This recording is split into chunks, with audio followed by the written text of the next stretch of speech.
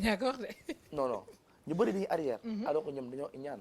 mais loolu c'est pas normal man moom ama problème ak kenn et que ku jàpp ne dama am problème ak yow baal ma àq. yeah. yàggul dara nag gis nañ la ak ki nga xam ne nag mooy le Don King de la musique sénégalaise Youssou jigéen Ndour lan ngeen saafoo da nga bokk ci jeunes yi nga xam ne dañuy waaj a dem wuy ji ko ànd ak moom liggéey wala lan. non non waaw mais ku mu oo da nga dem Youssou Ndour de ku ma woo nga dem moom. laa to su la woowoon tey pare pour produire la tey yow di nga dem. dama tegal ma contrat man ku ma tegal contrat ma dem.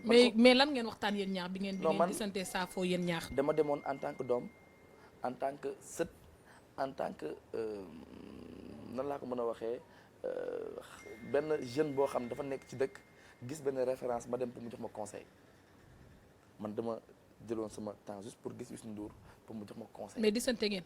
gisante nañu recevoir na ma mu recevoir ma man ak moom ak sama beneen papa bi. Maadou Mara Dieng rek. Mara Dieng. donc ñu waxtaan. ma indi ko sama album boobu avant album bi di waaj a génn la. parce que boobu maa ngi jàpp album bi mu doon génn le 5 décembre. le 5 décembre ma amoon ci concert.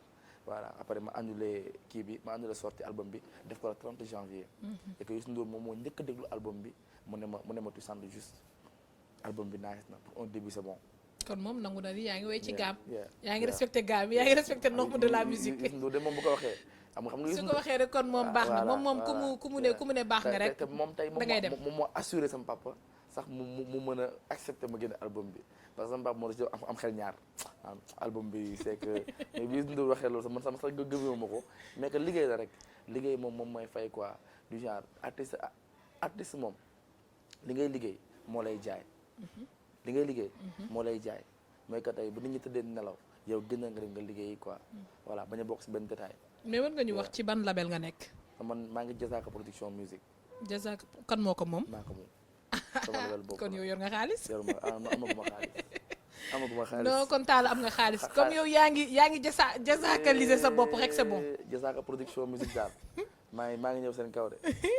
kon maa du yomb. man moom loolu moom sama vœu quoi.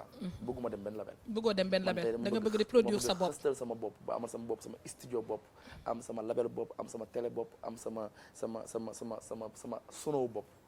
di produire sama bopp. loolu moo nekk sa conviction ba pare di jàppale jeunes yëpp. di jàppale jeunes yi nga xam ne dañuy